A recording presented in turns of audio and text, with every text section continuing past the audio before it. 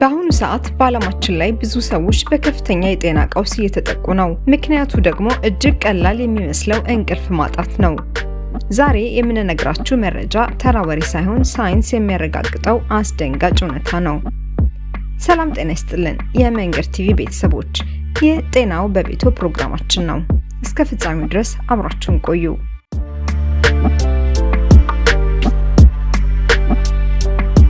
ሳይንቲስቶች እንደሚሉት በምንተኛበት ጊዜ አእምሯችን የራሱ የሆነ የቆሻሻ ማስወገጃ ሲስተም አለው። ይህም ግሊምፋቲክ ሲስተም ይባላል። እኛ ስንተኛ አእምሯችን በቀን ውስጥ የተከማቹ መርዛማ ፕሮቲኖችን ያጥባል።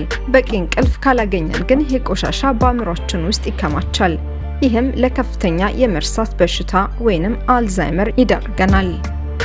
ሌላው የሚገርመው ሳይንስ አዴኖሲስ የተባለው ኬሚካል ነው። በነቃን ቁጥር ይህ ኬሚካል በአእምሯችን ውስጥ ይከማቻል።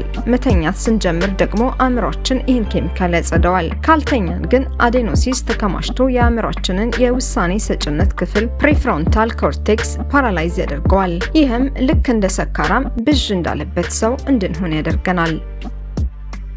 እንቅልፍ ካጣን ሰውነታችን ኮርቲሶል የተባለውን የጭንቀት ሆርሞን በከፍተኛ ሁኔታ ያመነጫል። ይህ ሆርሞን የደም ግፊትን በመጨመር ልባችን ላይ ከፍተኛ ጫና ይፈጥራል።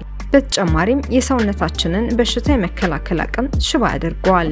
ስለዚህ እንቅልፍን እንደ ቅንጦት ሳይሆን እንደ ዋና የጤና መድኃኒት ይመልከቱት። በቀን ቢያንስ ከ7 እስከ 9 ሰዓት መተኛት የአእምሮን ጤና ይጠብቃል። ለተጨማሪ ሳይንሳዊ መረጃዎች መንገድ ቲቪን ሰብስክራይብ ያድርጉ። ጤናው በቤቶ። ሰላም ቆዩን።